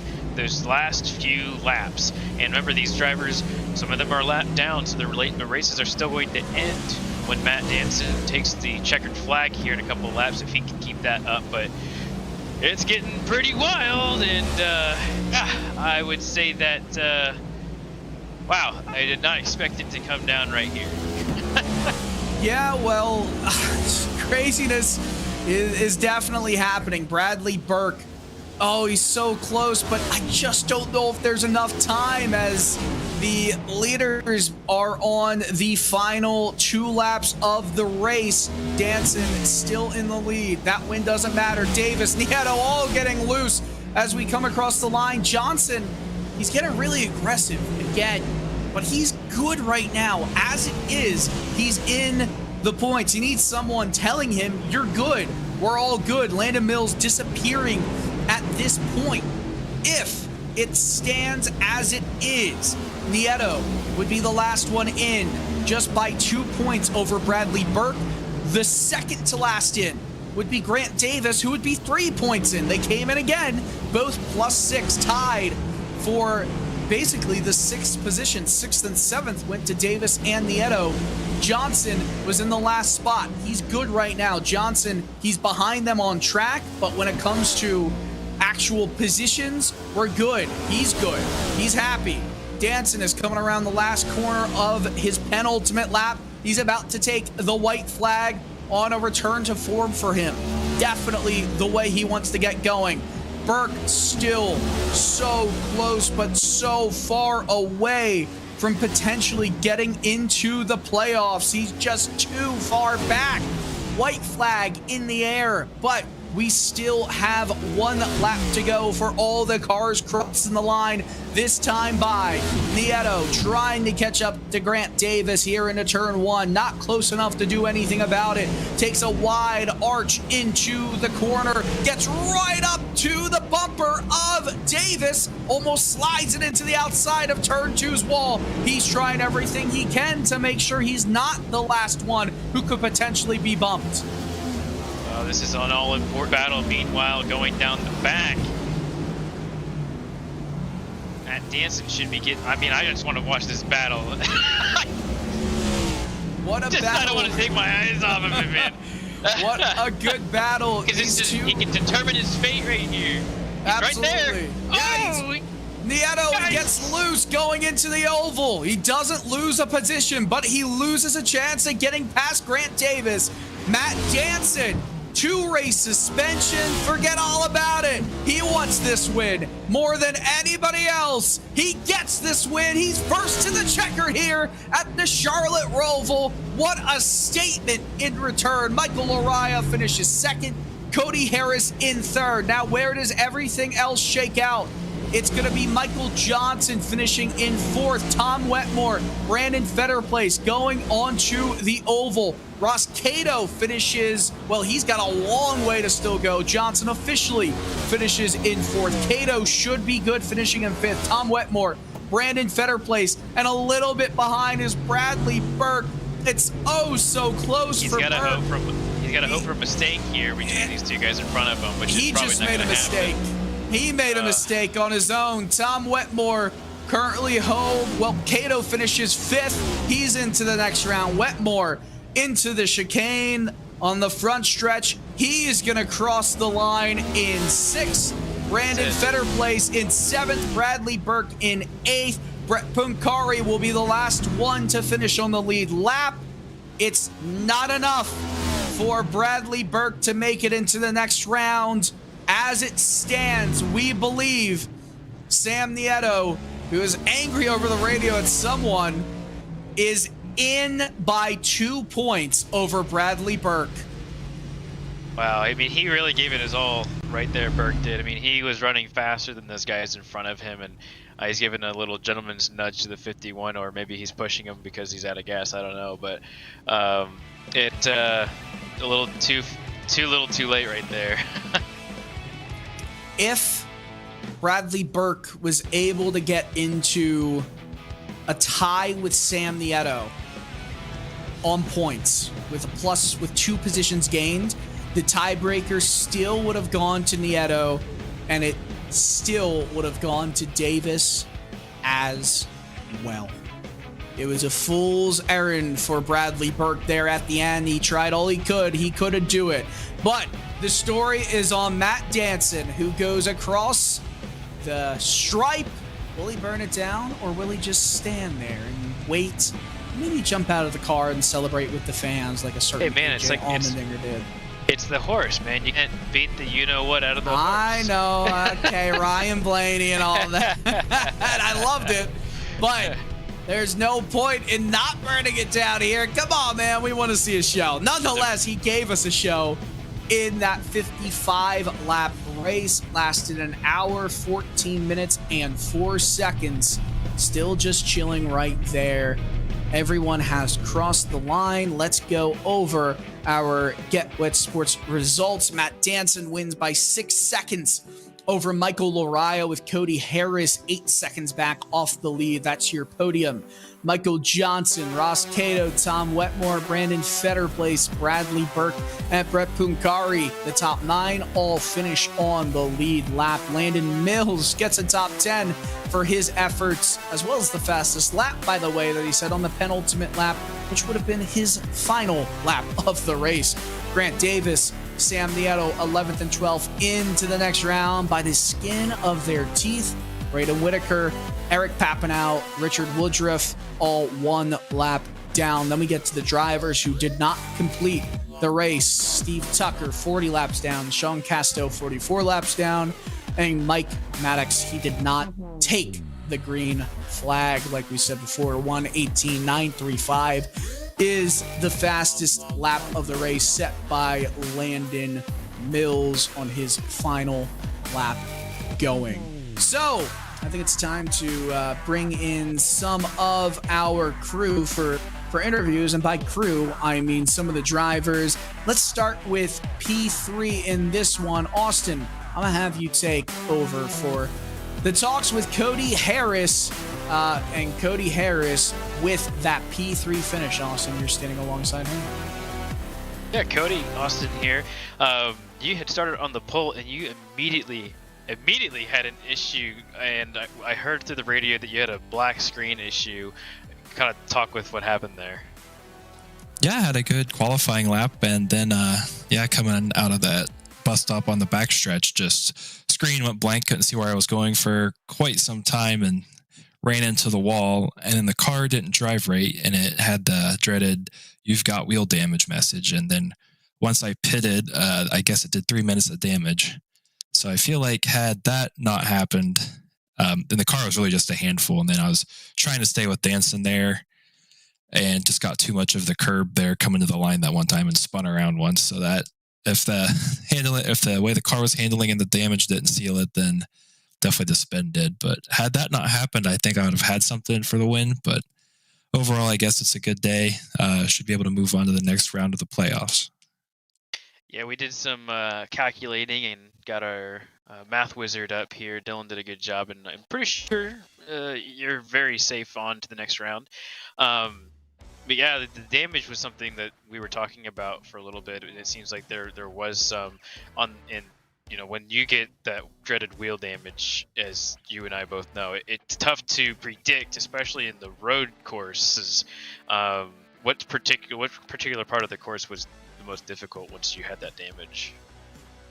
I feel like it was probably tighter, and I ended up moving my brake bias back quite a bit. But some corners it was a little bit better, but then coming through I think it was turn 8 onto NASCAR 1 and 2, that was the tightest, and I could just not get the car to ever turn right there unless I got it like just perfect. But yeah, I think it definitely tightened it up whatever happened to it. But yeah, overall, I mean, it's a good race. Just frustrating knowing I had more pace in it. We appreciate you giving us your video feed, and I see some Ohio State back there representing. Good for you. Yes. I'm not an Ohio State fan, but I really wanted cool. to see I think that. It's cool. I really wanted to see that hit into the wall in your race, so we didn't have to see any Ohio State stuff for the rest of the Cody. Things to say, Dylan. Oh man, good job, buddy. No, that's my alma mater, where I went to school and spent 6 years in the marching band there, and it was a pretty cool time. I'm wearing a Penn State shirt. Sounds like you and I need to have a conversation about your marching band days after this race is over. But who makes it happen for you, Dylan, on your third place or Cody on your third place finish? Just all my friends and family, co-workers that watch from time to time, and got a good group of guys over A51 that help with some other stuff on iRacing. Had a good run at the Road to Pro this year, but didn't quite make the cut this year. But hopefully next year we'll be able to come back stronger there and keep getting better here and hopefully get more wins. That is your third place finisher, Cody Harris. You should talk to Braden Whitaker. He's a band director in my neck of the woods, actually, so I ought to talk with him. That is your third place finisher. Dylan, am I taking P2 as well? Yeah, why not? Let's do it. All right. Maybe I'll get his name right one of these days. I'm going to be... Let's switch some people around. There we go. All right. We got Michael finally in the booth with us. Michael, you finished P2. How was the race? Just tell us about it. Yeah, first off, I'm kind of surprised that I was able to come out here with a P2 finish. This league, it will definitely test your road course racing skills. There's some of the best competition that I've ever raced against as far as the roadside in this league, and to be able to come here with a P2 finish is something that I'm really happy about.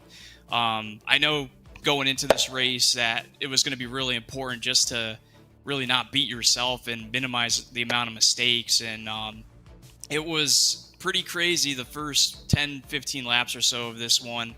I know some of the fast drivers were having some issues either with their computer or just getting into some of the mayhem, and I was kind of able to squeak by relatively unscathed and just focus forward by not making too big of mistakes, just trying to hit my marks and log laps, and just really happy that I was able to be within visual distance of Danson, who's one of the best on the road side of things. So overall, really happy with the night. Yeah, we saw so much action in those opening laps, and some drivers came through. We saw Tom Wetmore and yourself just not really have any issues. But overall, all of you guys kept it relatively clean, which was I was pretty astounded by it. There's only a spin in the back. But as the race went on, strategy, no tires coming down pit road. Everybody knew that coming into this. But you find yourself coming out of pit road P2. And what was your mindset going into like the last part of the race, trying to catch Danson there? Yeah, really, before the pit stop that we had to make for the race, my thought process was I just have to run this thing as far as I can on the tank. That way I can minimize the amount of time on pit road for the stop, which I was able to do. But the second part of that was just making sure you're maximizing the amount of speed you can carry getting into pit lane, and then making sure you got a good exit off. And I was hoping maybe I could chip away a little bit on Matt's lead through that sequence, but he obviously did a really good job, because I really didn't make up much ground in that process. And really from there it was kind of like, okay, don't beat myself. Let's see if we can come home with a P2, and maybe something will happen where Danson will get caught up with some lap cars, and maybe I can get myself back into it. But it just didn't work out. He was able to execute, but overall, just a really good night for myself. Just happy to come out here with some momentum and carry that into the next round. Just with the car count we've had and who we're up against now for this next round, it's really going to come down to 1 or 2 points, I think, to make it into the final four. So execution is going to be extremely critical. Absolutely. And Michael, we appreciate you giving us some of your time this evening, really. Before we let you go, who makes it happen for you, man? Yeah, I got to thank Sim Speed Shop for being on board the car. I also got to thank my Flat Out Esports teammates for just putting in work all year long to make us better as a group. And I'm really proud of the team for making such a deep run into the playoffs here. Unfortunately, I think one of our drivers is going to be eliminated tonight, but overall, just extremely proud of the group and what we've been able to do. And now we just got to focus forward with the remaining group that's going to be in the next round and make it happen. Alrighty, there's your second place finisher. And we're going to go and move it down. Dylan, I believe you have caught up with our winner. Yeah, we're going to try and get Matt Danson queued up here. Matt was just paying attention the whole time and got himself unmuted and ready to listen. What a return, and a return to form. Just take us through your thoughts, your feelings on getting that win. Hi, Dylan. Yeah, it's good. Obviously, Cody had some issues. His screen went blank or whatever. Some technical issues which hampered him. We had a few drivers missing as well. Kevin King, Agnell, of course. Landon had some issues in quali, it seems like. He was really fast. So, it's cool to win. But yeah.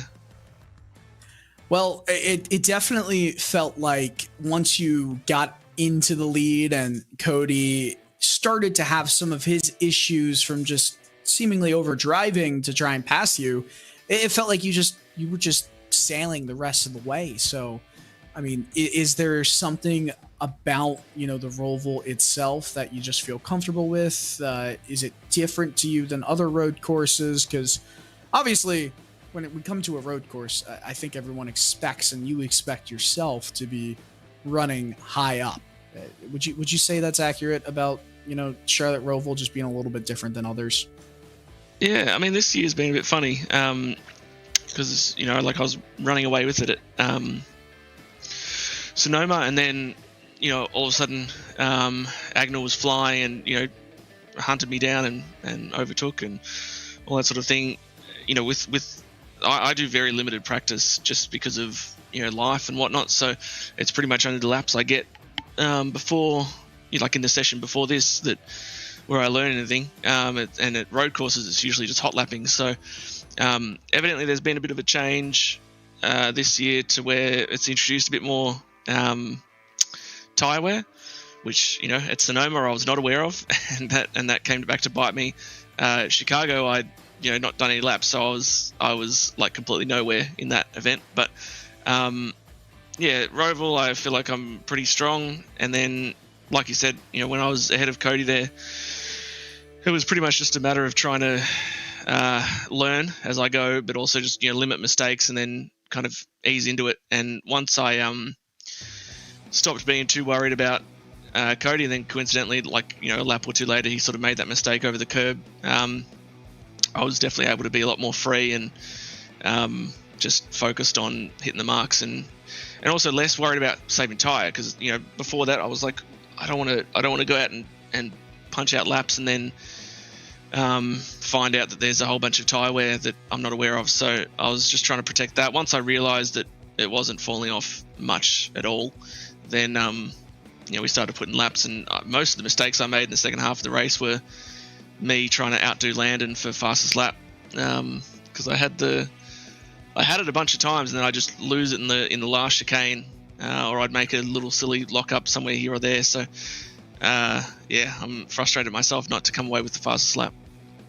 Well, I guess it is the mark of a true racer that, you could win the race, but you feel like there was still something left on the table. It's interesting you bring up the tire situation, because it was obviously hot. It was slick out there, 102 degrees Fahrenheit once the green flag dropped. I always assume on a road course with these next gen cars on iRacing, when it's this length, that tires won't be needed. Was it maybe a little bit worrying at one point that they might be needed at all in this race?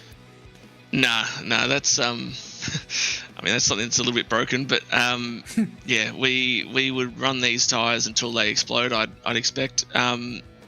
Realistically, we should be taking tires at the stops, but right. For now, that's just the way it is. Like, it kind of just gets faster and faster. If you evidently, as long as you're not overheating them, they'll continue to get faster and faster. So there is some form of art to it, I guess, in terms of not overheating them. But if you do that, it seems like you can get them back. I mean, this is coming from someone who doesn't do any practice, so I might be talking complete trash, but that's just what it seemed like to me in sort of what I was doing. But yeah, I mean, realistically, if it was a bit more accurate, perhaps we should be stopping for like tires when we shouldn't be taking just fuel only. You know what I mean? So, but yeah, I don't think for anyone that would have been a consideration taking tires today. Yeah, that was definitely something I was curious about. That could have obviously shaken up the field a bit, but like you said, hopefully it's something that we do kind of see a little bit of a fix to that down the line. But nonetheless, Matt, just domination when it came down to what you needed to do to win this race. You got it done. You made the least mistakes out of anyone that had the speed, and just got to say congrats. Nice to have you back racing, and honestly, nice to see you back in victory lane.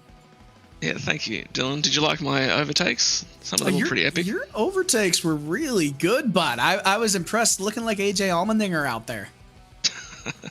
Yeah, congrats on your win on the weekend. That was pretty cool. Thank you, buddy.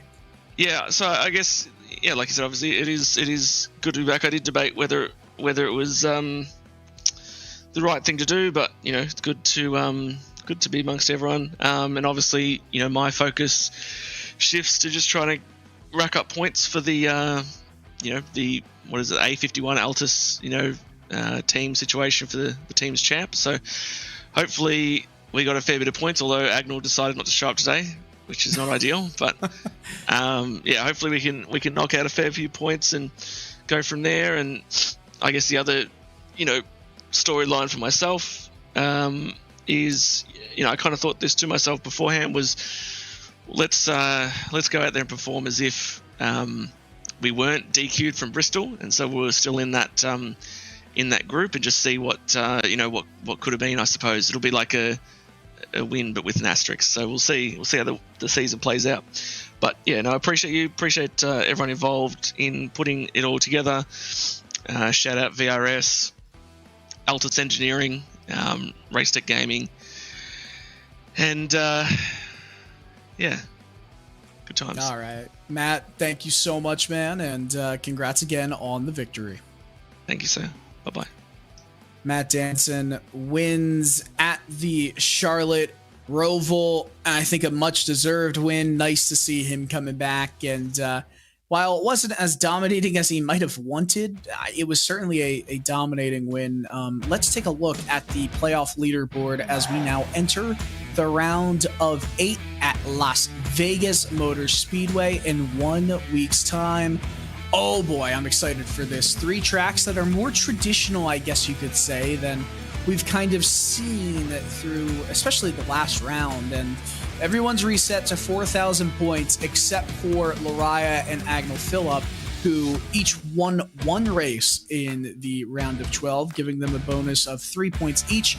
At the end of the day, it's not too much, but we saw how close this round and everyone in it where they finished, but it gives them a kind of a clean slate.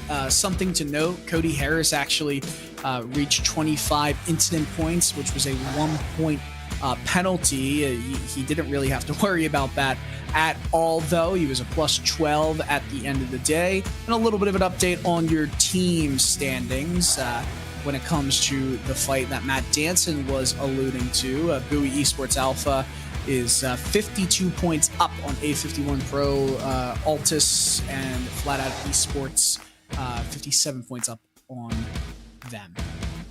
That's pretty much your playoff leaderboard, Austin. As we go to Las Vegas next Monday night, 9 p.m. Eastern Time. It's going to be a fun one. Always a fun track to watch. You think you'll be a part of the crew, Austin, when we talk about it?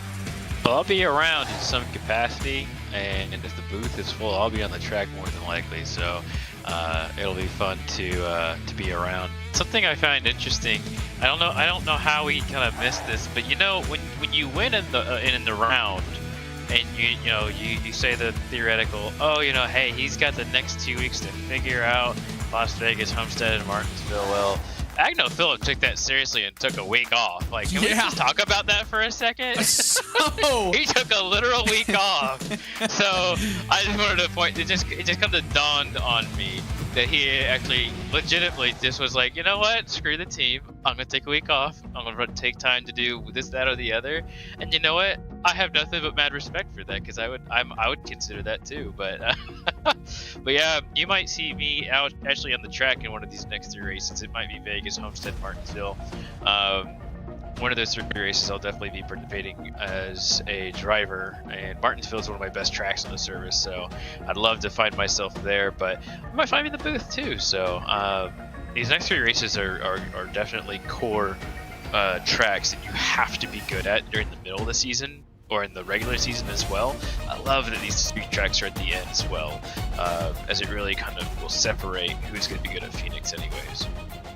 Well, nonetheless, Matt Danson wins this race in his triumphant return to RealSimRacing competition. From Austin Coop and myself, Dylan Coyle, Hugo Louise in the production booth, we wish you all a pleasant good evening, good night, and good racing.